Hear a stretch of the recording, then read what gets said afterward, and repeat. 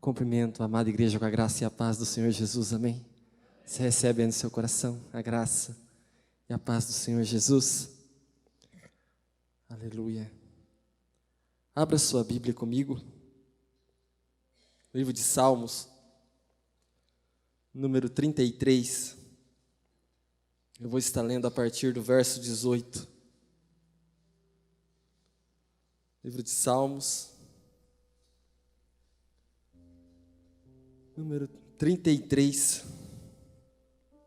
a partir do verso 18. Diz assim a palavra do Senhor: Eis que os olhos do Senhor estão sobre os que o temem, sobre os que firmam toda a sua esperança em suas misericórdias, para livrá-los da morte e garantir-lhes a vida, mesmo em épocas de fome. Todo o nosso ser espera no Senhor. Ele é o nosso amparo, a nossa proteção. No Senhor se alegra o nosso coração, já que em seu santo nome colocamos toda a nossa fé. Derrama sobre nós a sua bondade, ó Senhor, em proporção às esperanças que só em Ti depositamos. Amém. Feche seus olhos. Vamos estar orando novamente. Senhor Deus e Pai, em nome de Jesus, que a sua presença manifesta, Senhor, que já está em nosso meio, possa tocar as nossas vidas e os nossos corações, ó Deus. Que nós não venhamos sair daqui da mesma maneira, Senhor, que adentramos, mas que possamos sair transformados pela Tua palavra, Deus. Tua palavra que gera vida, a Tua palavra que nos regenera, a Tua palavra que nos transforma, ó Deus. Que em nome de Jesus, a Tua palavra, Senhor, conforte os nossos corações, ó Deus. Amém. Glória a Deus. Quantas pessoas no mundo não anseiam ser felizes na vida em que nós passamos aqui nessa terra? Todos desejam uma vida de felicidade. Todos desejam uma vida plena. Só que isso nem sempre acontece por causa das circunstâncias da vida. Por causa das circunstâncias em que a vida nos impõe.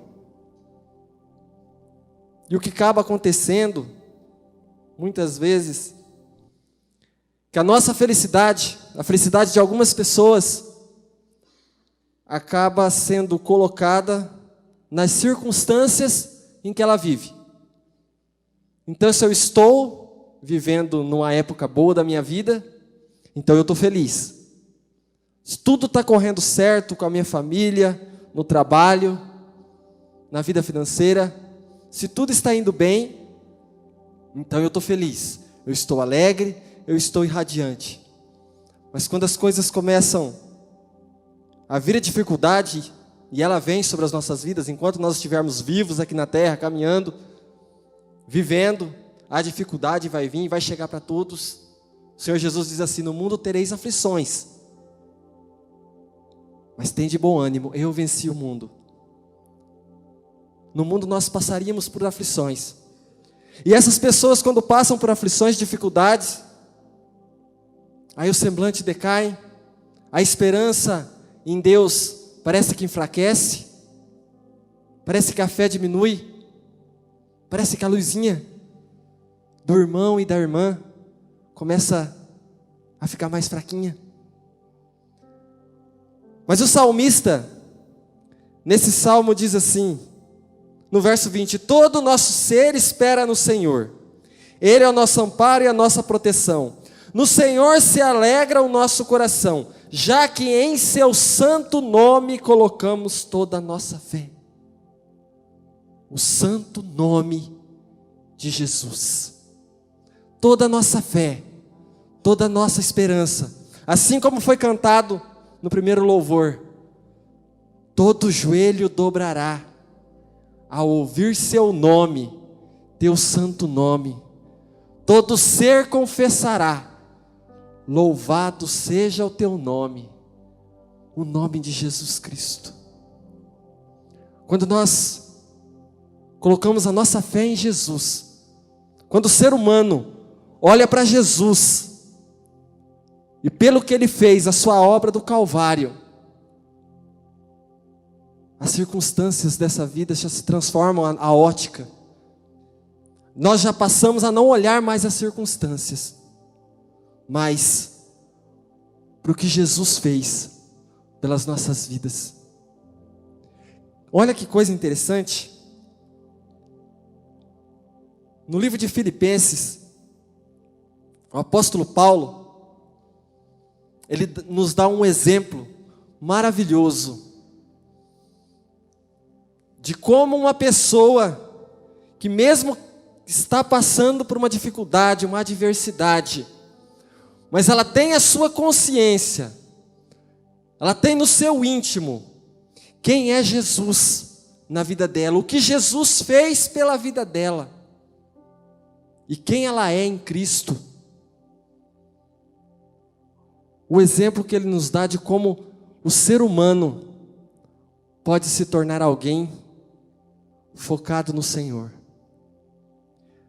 No capítulo 2 do livro de Filipenses, o apóstolo Paulo ele agradece alguns donativos que os filipenses tinham mandado para ele. E Paulo estava preso quando ele escreveu essa carta.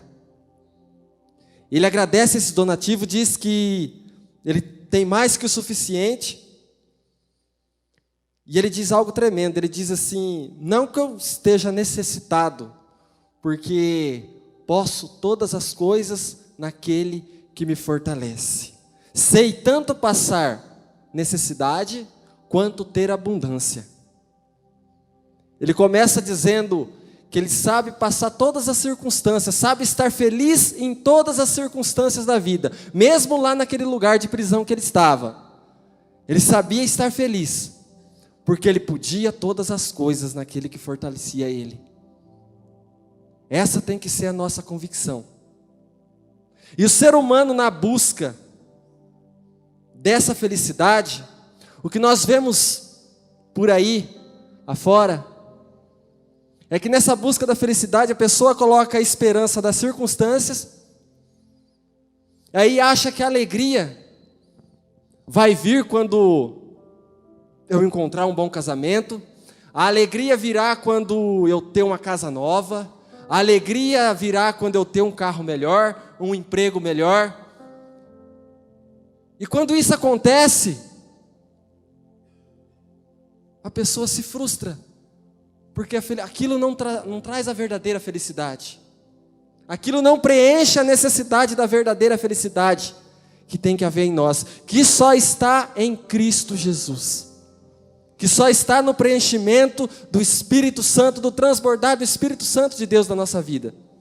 Aí lá no capítulo 4, a partir do verso 4, o apóstolo Paulo ele começa a dar algumas instruções à igreja de Filipos. Como que eles teriam uma vida plena, como que eles teriam uma vida repleta de felicidade na ótica de Deus, para aquilo que Deus sonhou para o ser humano, para aquilo que o Senhor Deus determinou para que nós vivêssemos, segundo a tua vontade. Aí lá no versículo 4 do capítulo 4 de Filipenses, ele diz assim: alegrai-vos sempre no Senhor, e novamente vos afirmo, alegrai-vos. Seja a vossa amabilidade conhecida por todas as pessoas. Breve voltará o Senhor. Não andeis ansiosos por motivo algum. Pelo contrário, seja todas as vossas solicitações declaradas na presença de Deus, por meio de orações e súplicas e ações de graça. E a paz de Deus, que ultrapassa todo entendimento, guardará o vosso coração e os vossos pensamentos em Cristo Jesus. Verso 8, concluindo, caros irmãos, absolutamente tudo o que for verdadeiro, tudo que for honesto, tudo que for justo, tudo que for puro, tudo que for amável, tudo que for de boa fama, se houver algo de excelente ou digno de louvor, nisto pensai. E é sobre isso que eu quero refletir nessa noite. Sobre o que o apóstolo Paulo escreveu à igreja de Filipos. E a necessidade que nós temos de ter os nossos olhos abertos para a verdadeira realidade do que o Evangelho fez nas nossas vidas. E não ficarmos presos nas adversidades das circunstâncias da vida.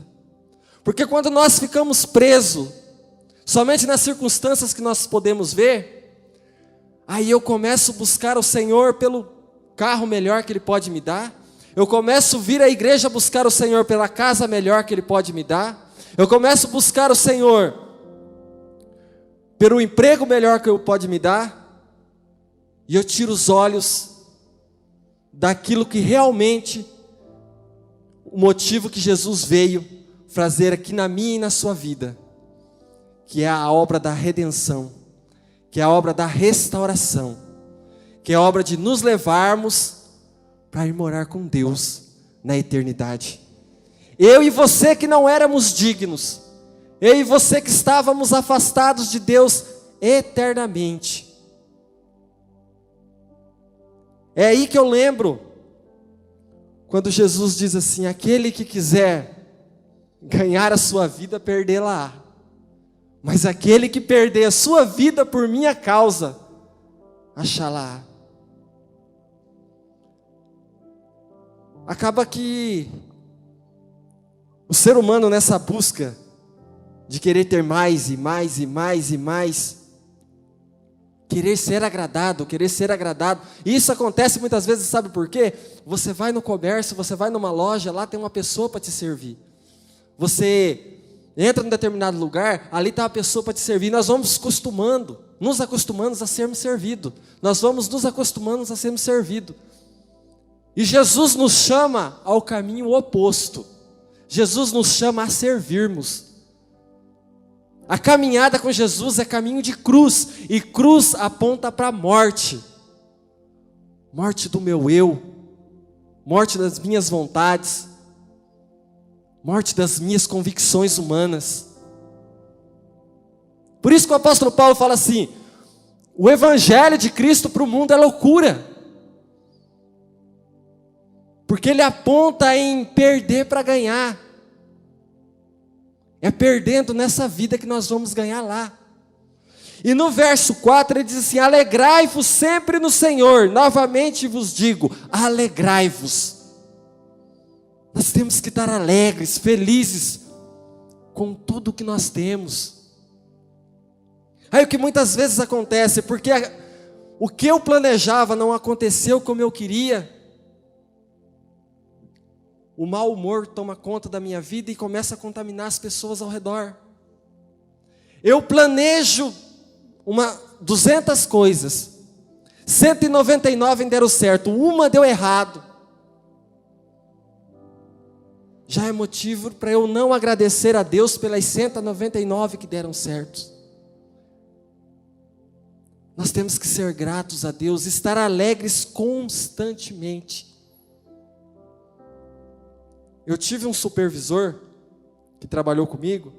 Certa vez ele me abordou e falou: você é diferente dos outros, né? Você, plena segunda-feira, você já vem sorrindo, dando bom dia.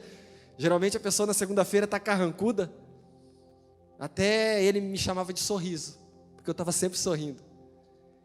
E certa vez ele perguntando isso para mim: nossa, interessante, né? Você está sempre, plena segunda-feira, você está sorrindo. Aí eu disse para ele: é que eu já chorei demais nessa vida. Eu já tive muito motivo para me entristecer. Mas o dia que eu encontrei Jesus Cristo, a razão da minha vida, e eu enxerguei a obra que Ele fez pela minha vida, eu só tenho motivo de alegria. Eu só tenho motivo de ser feliz, porque eu vou morar no céu com Jesus. Jesus vai voltar e eu vou me encontrar com Ele. Independente do que eu vou viver aqui na terra. Aqui nós somos passageiros, nós somos peregrinos, nós não vamos ficar aqui para sempre. Na realidade nós não vamos levar nada, né? Até a roupa vai ser outra pessoa que vai escolher. Vamos escolher nem a roupa que nós vamos. Nós temos que estar sempre alegres. Versículo 5 ele diz: seja a vossa amabilidade conhecida de todas as pessoas, breve voltará ao Senhor. Nós temos que ser amáveis, temos que ser gentis. Ah, mas você não sabe que fulano me fez, você não sabe a forma que fulano me tratou. Ore por ele, abençoe ele. Breve voltará o Senhor. Você tem essa convicção no seu coração? Que breve voltará o Senhor? O Senhor Jesus está às portas. Que a qualquer momento pode acontecer a volta de Cristo. E os nossos olhos contemplarão o Rei da Glória, os céus abrindo, as milícias de anjos descendo para recolher os seus santos, e o Rei da Glória adentrando. Nós veremos o Rei da Glória, porque nós fomos comprados por Ele. O sangue dele nos comprou naquela cruz do Calvário. Nós fomos comprados por um alto preço. Preço de sangue. O Senhor Jesus verteu todo o seu sangue naquela cruz para nos comprar.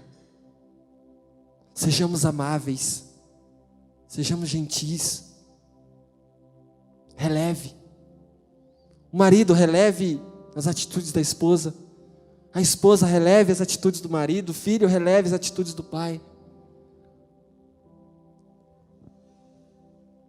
Eu e a minha esposa, na nossa casa, no nosso convívio pessoal, nós temos sempre uma regra, que o que minha esposa faz não é mais importante do que ela para mim. E o que eu faço, ou o que eu venho fazer que desagrade a ela, não é mais importante do que eu para ela. Só dessa forma a gente pode relevar as coisas. Só dessa forma a gente pode relevar, porque ninguém vai agradar todo mundo 24 horas. Você acha que Deus não releva muita coisa? Nossa, imagina se Deus fosse nos julgar com o mesmo rigor que nós julgamos os outros. Imagina se Deus nos julgasse com a mesma severidade que nós julgamos o erro do outro. Misericórdia, ninguém ia estar aqui. Deus já teria fulminado todo mundo. Mas é porque as misericórdias dele se renovam a cada manhã. E nós nos temos que ser filhos parecidos com o Pai. Então também renove a sua misericórdia toda manhã. Renove a sua misericórdia toda manhã. No versículo 6 ele diz assim: não andeis ansiosos por motivo algum. Pelo contrário, sejam as vossas solicitações declaradas na presença de Deus, por meio de oração, súplica e ação de graças. O que tem inquietado o nosso coração? O que tem tirado a nossa paz? E o grande problema da ansiosidade é que a ansiosidade gera medo, e o medo ele paralisa. A palavra do Senhor diz assim, que aquele que tem medo, ele não foi aperfeiçoado no amor. Quando nós tememos diante de uma situação, é porque na verdade nossa fé não está totalmente depositada no nosso Deus Todo-Poderoso, que pode todas as coisas. Num Deus, imagina esse Deus que faz o sol levantar toda manhã. Você acha que para Ele alguma coisa é impossível? Nada é impossível ao nosso Deus. Ele é o ser mais poderoso do universo. Todo o poder está na mão dele. E ele diz assim: o teu nome está gravado na palma da minha mão. Ele não esquece de mim, de você. E em Cristo Jesus, Ele nos vê. Em Cristo Jesus, Ele cuida de nós. Não há motivo para nós temermos ou estarmos ansiosos. Pelo contrário, quando nós vemos que a ansiosidade começa a tomar conta do nosso coração, e o medo começa a vir, a incerteza do que vai acontecer, e como a gente vai agir, é aí que nós devemos correr para os pés de Jesus. É aí que nós devemos contar para Jesus como está o nosso coração, como está a nossa vida, e clamar pela misericórdia dEle. Então, o Espírito Santo de Deus, o nosso Consolador, Ele nos envolve com a sua consolação, nos dá a direção e ainda entra com providência. Oh, glória a Deus! Oh, Deus maravilhoso! Lá em 1 Pedro, capítulo 5, verso 6 e verso 7, diz assim: sendo assim, humilhai-vos sob a poderosa mão de Deus, para que Ele vos exalte no tempo certo, lançando sobre Ele toda a vossa ansiedade, porque Ele tem cuidado de vós. Lança sobre Deus, lança sobre Jesus, tudo aquilo que inquieta o seu coração. Lança sobre Jesus toda a incerteza do futuro. Lança sobre Jesus tudo aquilo que tem te agoniado, que tem te afligido. Ele tem cuidado de vós. Ele cuida, Ele guarda, Ele protege. Esse cuidado remete mais ou menos como se Jesus, como não é, Jesus está nos segurando com a sua mão. Se o ser mais poderoso do universo me segura, eu e você, na mão dele, você acha que alguém ou algo pode nos tirar de lá? Nada nem ninguém pode nos tirar da mão de Jesus, porque Ele nos guarda. No 7 diz: e a paz de Deus, que ultrapassa todo entendimento, guardará o vosso coração e os vossos pensamentos em Cristo Jesus. Essa paz que excede todo entendimento. Muitas vezes fica difícil para nós entendermos o que é essa paz de Deus sobre as nossas vidas, porque nós associamos paz com a ausência de guerra. O ser humano tem essa tendência de associar paz com a ausência de guerra. Quando não há conflito, quando não há nada acontecendo de ruim, então tem paz. A paz de Deus, ela transcende muito mais a isso. A paz de Deus é mesmo em meio à luta, mesmo em meio à dificuldade, mesmo enfrentando a doença, mesmo enfrentando o desemprego, mesmo enfrentando a afronta, você ainda tem paz, porque você sabe que Deus está te guardando, você sabe que Deus está te sustentando, você sabe que Deus está te amparando.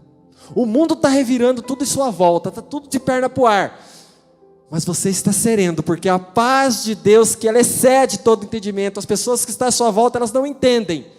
Nossa, mas está tudo ao contrário à sua volta, mas você ainda está em paz. É porque é a paz de Deus, não é a nossa paz, não é a minha paz, não é a sua paz, é a paz de Deus, que excede todo entendimento. É ela que guarda os nossos corações e os nossos pensamentos em Cristo Jesus. Por isso que nós temos que lançar sobre Ele toda a nossa ansiedade, porque só assim a paz de Deus, que excede o entendimento, guardará os nossos corações. Aí no versículo 8, ele diz, concluindo tudo aquilo que ele tinha escrito, desde o capítulo 1 até o capítulo 4, até aqui. Concluindo, caros irmãos, absolutamente tudo o que for verdadeiro, tudo o que for honesto, tudo o que for justo, tudo que for puro, tudo que for de amável, tudo que for de boa fama, se houver algo de excelente e digno de louvor, nisso pensai. O que tem ocupado a nossa mente? O que tem ocupado a nossa mente durante o dia, durante a noite? Nós vivemos numa época em que a tecnologia ela avançou muito, e as pessoas se comunicam muito por redes sociais. É uma ótima ferramenta. É bênção quando nós sabemos usarmos da maneira correta. Mas por meio das redes sociais também, vem muita coisa que não presta. Muita coisa que nos afasta de Deus. Muita coisa que entristece o coração de Deus. E isso vai impregnando na nossa mente. Procure estar deletando esse tipo de coisa, não ter acesso a esse tipo de coisa. O nosso filtro é o nosso aparelho. Eu e você determinamos o que nós vamos ver e o que nós vamos ouvir. Você não pode impedir o que a outra pessoa vai enviar para você, ou o que os meios de comunicação colocarão lá para você ver. Mas você pode decidir o que você quer ver, para que isso não contamine o nosso coração e a nossa mente. A palavra do Senhor diz assim, o Senhor Jesus diz que nós temos que ser como uma criança, porque delas é o reino dos céus. Senão nós não nos tornarmos como uma criança, de maneira alguma entraremos no reino dos céus. Então como que eu sei se algo que enviaram para mim, ou que eu estou vendo, eu posso estar vendo? Teu filho de 6 anos, de 4 anos, pode ver aquilo que você viu? Se ele não pode ver, você também não pode. Aquilo não agrada a Deus. Se o teu filho pequeno pode ver, então você pode ver também, porque aquilo agrada a Deus. Comece a usar isso como parâmetro. Você vai ver que muita coisa a gente vai filtrar. Muita coisa a gente vai deixar de lado. Para que a nossa mente seja limpa. Para pensarmos somente naquilo que é justo, naquilo que é honesto, naquilo que é de boa fama. A palavra do Senhor diz que a boca fala do que o coração está cheio. O que tem enchido o nosso coração? Nós temos enchido o nosso coração dos mananciais de águas vivas que vêm da palavra do Senhor, ou daquilo que o mundo tem nos oferecido? Nós devemos pensar naquilo que é do alto. 1 Pedro, capítulo 2, verso 9 e verso 10. E eu já estou encerrando. 1 Pedro, capítulo 2, verso 9 e 10. Diz assim: porém vós sois geração eleita, sacerdócio real, nação santa, propriedade exclusiva de Deus, cujo propósito é proclamar as grandezas daquele que vos convocou das trevas para a sua maravilhosa luz. Vós sim, que antes não eras sequer povo, mas agora sois povo de Deus. Não tinham recebido misericórdia, contudo agora recebeste. Como nós negligenciaríamos isso? Nós que éramos inimigos de Deus, nós que éramos para estar apartados de Deus eternamente, Ele nos transformou na nação santa, sacerdócio real, a propriedade exclusiva dEle. A fim de que? Qual é o nosso propósito? Qual é o propósito meu e seu aqui na terra? É comprar outra casa bonita? É comprar um carro melhor? Isso traz conforto? Traz conforto. Você tem condições de ir lá fazer? Faça. Mas o meu e o seu propósito é proclamar as grandezas daquele que nos chamou das trevas para a sua maravilhosa luz. Através da nossa vida, através da nossa família, através do nosso portar, através do nosso viver. Eu e você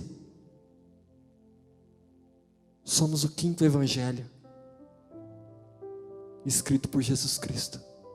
É através da minha e da sua vida que aqueles que não têm acesso à palavra de Deus, aqueles que não leem a Bíblia, vão ler a palavra de Deus, através da minha e da sua vida.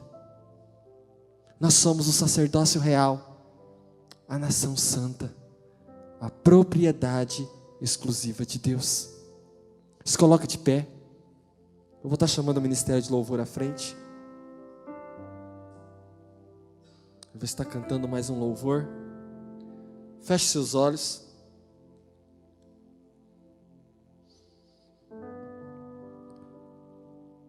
Coloque diante de Deus agora, diante daquilo que o Espírito Santo ministrou aos nossos corações, o que eu e você precisamos mudar, o que eu e você precisamos tirar da nossa vida, para nos alinharmos para aquilo que o Senhor Jesus quer para as nossas vidas. Senhor Deus e Pai, que o Seu Espírito Santo venha tocar as nossas vidas nessa noite, venha transformar os nossos corações, que essa palavra, Senhor, possa gerar frutos, ó Deus, e frutos para a vida eterna em nossas vidas, ó Deus. Nós possamos não apenas ter ouvido essa palavra, Senhor, mas que nós possamos pôr em prática a cada dia da nossa existência, Deus, a partir de agora, Senhor, em nome de Jesus. Amém.